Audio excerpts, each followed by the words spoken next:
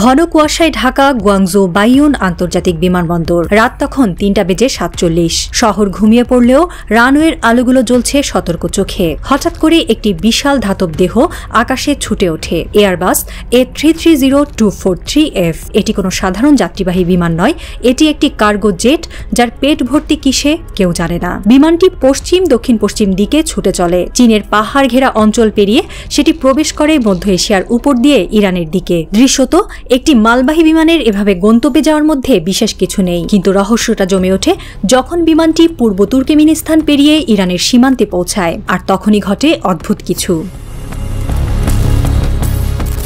আকাশে ভেসে চলা প্রতিটি বাণিজ্যিক ফ্লাইটের গায়ে থাকে ট্রান্সপন্ডার। এটি এমন একটি ডিভাইস যা বিমানটির অবস্থান, উচ্চতা ও গতির তথ্য পাঠায় রাডারে। কিন্তু এই A330 কার্গো ফ্লাইটটি ইরানের সীমান্তের খুব কাছাকাছি পৌঁছে হঠাৎ বন্ধ করে দেয় ট্রান্সপন্ডার। অর্থাৎ এরপর থেকে কেউ আর জানে না বিমানটি কোথায়, কার সঙ্গে যোগাযোগ করছে বা আদৌ কোথায় নামছে। বিশ্বব্যাপী বিমান ট্র্যাকিং এর জন্য ব্যবহৃত জনপ্রিয় অ্যাপ ফ্লাইট ট্রেডার 24-এ দেখা যায় বিমানটির শেষ সিগন্যাল আসে তুর্কমেনিস্তানের উপর দিয়ে। এরপর এক নিঃসঙ্গ নীরবতা। যুক্তরাষ্ট্রভিত্তিক প্রতিরক্ষা বিশ্লেষক রবার্ট ম্যাকব্রাইড বলেন, এভাবে হঠাৎ করে ট্রান্সপন্ডার নিঃসার হওয়া খুব স্বাভাবিক নয়। এটা শুধু হয় তখনই যখন কেউ ইচ্ছাকৃতভাবে নিজেকে রাডারের বাইরে রাখতে চায়। ইরানের মতো ভূ রাজনৈতিকভাবে উত্তপ্ত অঞ্চলে এমন ঘটনা একটা বড় কিছু নির্দেশ করে। বিশেষজ্ঞরা বলছেন, এই ধরনের ফ্লাইট হয়তো ইরানের প্রতি সামরিক সহায়তা নিয়ে এসেছে, ড্রোনের যন্ত্রাংশ, ক্ষেপণাস্ত্র প্রযুক্তি কিংবা আরও গভীর কিছু। একজন মার্কিন গোয়েন্দা কর্মকর্তার নাম প্রকাশ না করার শর্তে সংবাদ সংস্থা পলিটিকোকে বলেন, আমাদের ধারণা বিমানে ছিল অত্যাধুনিক ড্রোন প্রযুক্তি যা চীনের কাছ থেকে সরবরাহ করা হয়েছে। তাছাড়া ইরানের নতুন প্রজন্মের প্লাজমা ডিফেন্স শিল্ড তৈরির জন্য প্রয়োজনীয় কিছু উপাদানও থাকতে পারে। এই তথ্য যদি সত্য হয়, তাহলে ইসরায়েলের আয়রন ডোম ও যুক্তরাষ্ট্রের থার্ড প্রতিরক্ষা ব্যবস্থার বিপরীতে ইরান তৈরি করছে এক নতুন ঢাল, যার যোগান এসেছে চীন থেকে, ছায়ায় ঢাকা এক কার্গো বিমানে করে।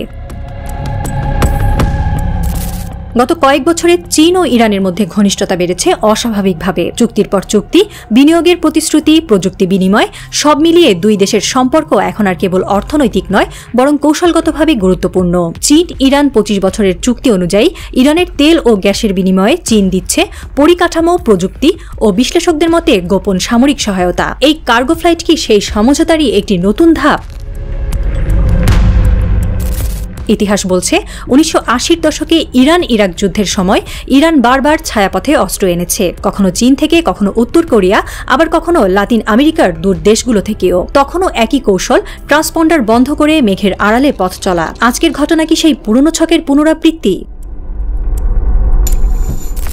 তেহরান সরকার এ বিষয়ে কোনো মন্তব্য করেনি, এমনকি রাষ্ট্রীয় সংবাদ মাধ্যমগুলো এই ফ্লাইট সম্পর্কে একটিও শব্দ উচ্চারণ করেনি। কিন্তু মজার ব্যাপার হলো, এই ঘটনার কয়েক ঘন্টা পর ইসরায়েলের নিরাপত্তা বাহিনী একটি সতর্কতা জারি করে। তারা বলেছে, ইরান মধ্যপ্রাচ্যে নিজের অবস্থান দৃঢ় করতে নতুন ধাপে প্রবেশ করেছে, আমাদের প্রস্তুত থাকতে হবে। এটা নিছক কাকতালীয়, নাকি ইসরায়েল আগে থেকেই জানত এই ফ্লাইটের গন্তব্য এবং তার ভেতরের ভয়ঙ্কর সম্ভাবনা? বিশ্লেষকরা বলছেন, এটি কেবল একটি ফ্লাইট নয়, এটি মধ্যপ্রাচ্য ও এশিয়ার নতুন ভূ রাজনীতির বার্তা।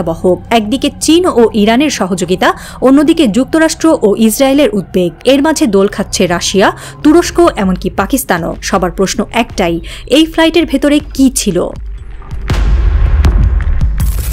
ইরানের ইয়াজদ শহরের পাশে একটি পুরনো সামরিক ঘাঁটিতে রাতের বেলায় একটি কার্গো বিমান নামতে দেখা যায়। স্থানীয় অধিবাসীরা শুধু শুনেছে এক ধাতব গর্জন আর বাতাসে কেমিক্যাল পোড়ার গন্ধ। একজন গ্রামবাসী বলেন, বিমানটা নিচে নামার সঙ্গে সঙ্গেই চারিদিকে অদ্ভুত আলো ছড়িয়ে পড়ে। সেনারা মুহূর্তেই পুরো এলাকা ঘিরে ফেলে, কেউ কিছু বলতে চায় না। আর তখনই গুঞ্জন ওঠে, এই ফ্লাইট কি ছিল সেই নিখোঁজ গুয়াংজু বিমানেরই প্রতিচ্ছবি? ইরান কি তাহলে প্রস্তুতি নিচ্ছে নতুন এক রণকৌশলে? চীন কি সরাসরি ঢুকছে মধ্যপ্রাচ্যের ছায়াযুদ্ধে? আর সবচেয়ে বড় প্রশ্ন, ইসরায়েল কি শুধু দূর থেকে দেখবে, নাকি এর জবাব দেবে আগুনে? বিশ্লেষকদের মতে, চীন তার উৎপাদনের জন্য ইরানের উপর ব্যাপকভাবে নির্ভরশীল। ইরানের ক্ষতি মানে চীনের ক্ষতি। তাই আয়াতুল্লাহ খামেনির পাশে শি জিনপিং এর দাঁড়ানোর এ হয়তো কেবল শুরু। মধ্যরাতের আকাশে হয়তো আরও একটি অদৃশ্য ফ্লাইট উঠতে শুরু করবে, যেগুলো সাম্প্রতিক আরেক যুদ্ধে ভারতের বিপক্ষে পাকিস্তানের জয়ের মতোই ঘুরিয়ে দেবে ইরান ইসরায়েলের লড়াইয়ের ভাগ্য।